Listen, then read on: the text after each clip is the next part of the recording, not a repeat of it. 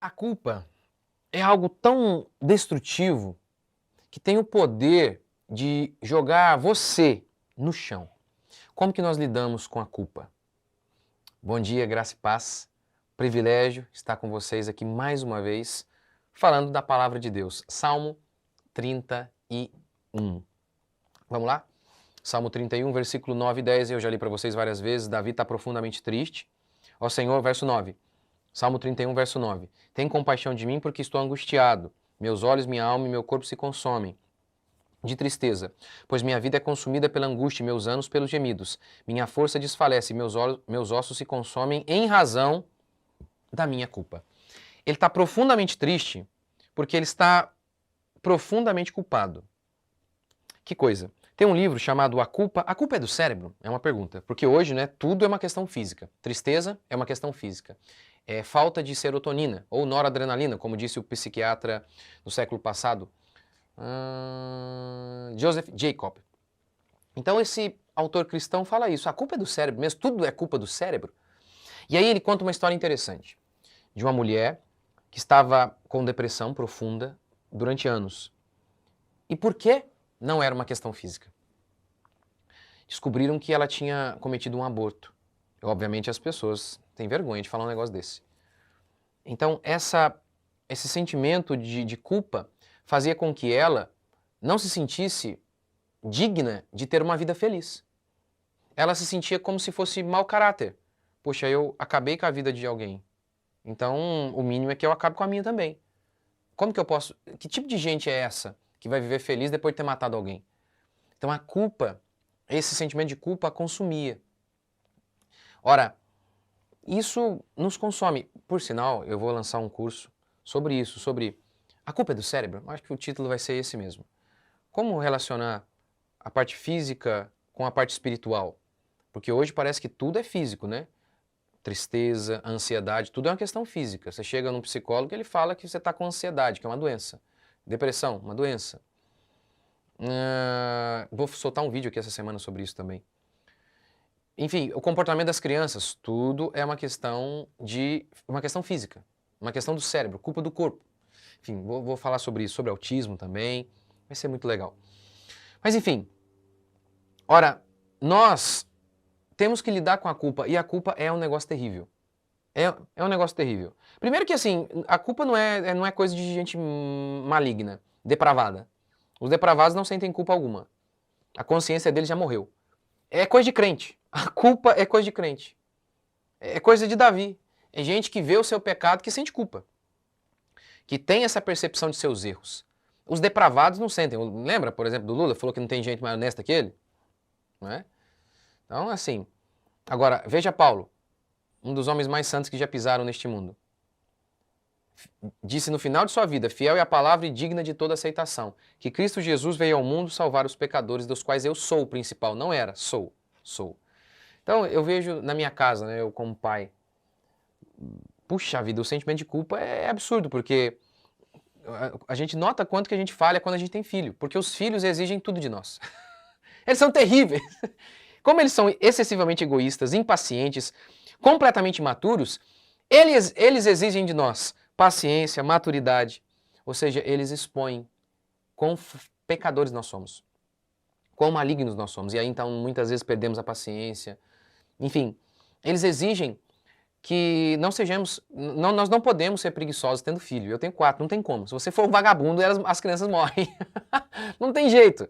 A minha esposa, se ela for preguiçosa, a criança morre. Ela tem que dar duro, porque aí o bebê acorda, e acorda de novo, e tá com dorzinha, e tem que levantar, e depois acorda e vai trabalhar, em casa, enfim. E muitas vezes a gente se sente culpado por perceber quão falhos nós somos. E como que a gente lida com isso? Não tem outro jeito, a não ser fé. Fé no perdão de Deus. Tem um livro chamado O Caçador de Pipas. É a proposta humana para lidar com a culpa. De maneira resumida, o rapaz, ele não ajuda o seu amigo que tenta salvá-lo, isso na infância, ele carrega aquela culpa durante toda a vida, e na vida adulta, então, ele tenta se redimir da culpa. Como? Ajudando o filho daquele amigo que lá atrás, lá na infância, eu não ajudei o meu amigo, então agora eu me redimo ajudando o filho do meu amigo. Ou seja, boas ações cobririam más ações. Essa é a maneira do mundo de lidar com a culpa, não é essa a maneira bíblica. Boas ações não pagam más ações. Ora, porque as suas más ações foram contra Deus, em primeiro lugar. O único que pode então dizer que você está perdoado é Ele. E o jeito dele perdoar você foi em Cristo Jesus, levando a sua culpa, o seu pecado, em Cristo Jesus. Exigindo então que nós creiamos nele, tenhamos fé. Não é por acaso que o pão nosso está ao lado do perdoai as nossas ofensas. Precisamos ter fé para ter pão e perdão todo dia. Precisamos de pão todo dia e de perdão também. O problema é que muitas vezes não cremos. Lembra de Jesus curando o paralítico? Ele disse, perdoados estão os teus pecados. Primeiro ele disse isso. Os fariseus ficaram indignados, dizendo, não, só Deus pode perdoar. E aí Jesus disse, para que saibas que o Filho do Homem pode perdoar pecado, eu te digo, anda, levanta e anda. Sabe, gente, tem muito crente que tem fé para ver Jesus levantando o paralítico. Ele só não tem fé para crer que Deus perdoa pecador. Não, um Deus que ressuscita mortos eu creio. Mas um Deus que perdoa alguém como eu? Ah, não, aí não dá. Mas existe. Existe. Ele é real, é o nosso Deus. Lembre de Manassés. Entregou o próprio filho para ser queimado. Em troca de prosperidade, levou seu povo à idolatria. Lembre de Paulo, que era conivente, que pegava cartas para perseguir, matar cristãos. Lembre do ladrão na cruz, que até os últimos momentos ali, antes de se arrepender, estava blasfemando contra Cristo. Se arrependeu, creu e foi perdoado. Creia. Creia. Creia que Deus lavou seus pecados. Se você creu, se arrependeu e creu em Cristo, creia.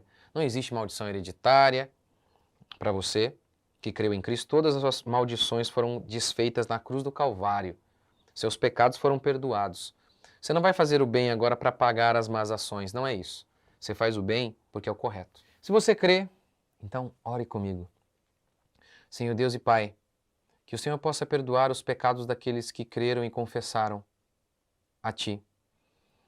Ó Pai, na realidade, aqueles que são Teus já tiveram seus pecados perdoados na cruz do Calvário. Mas Senhor, se houver alguém aqui me ouvindo agora que ainda não se converteu genuinamente, ó Deus, que eles possam se converter, que ele possa se converter e crer em Ti e receber o perdão que vem do Senhor, somente do Senhor. Nossos bons atos não apagam nossos atos ruins, mas a nossa fé no Senhor, no Teu sangue que nos lava de todo pecado. Sim, é o Senhor que nos lava de todo o nosso pecado. É esta fé que nós recebemos do Senhor que nos leva até Ti, ó Deus, o único que pode perdoar os nossos pecados.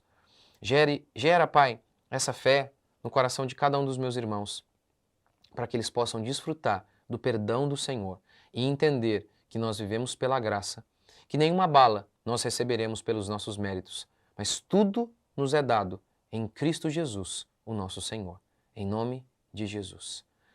Amém? Deus abençoe vocês. Até amanhã.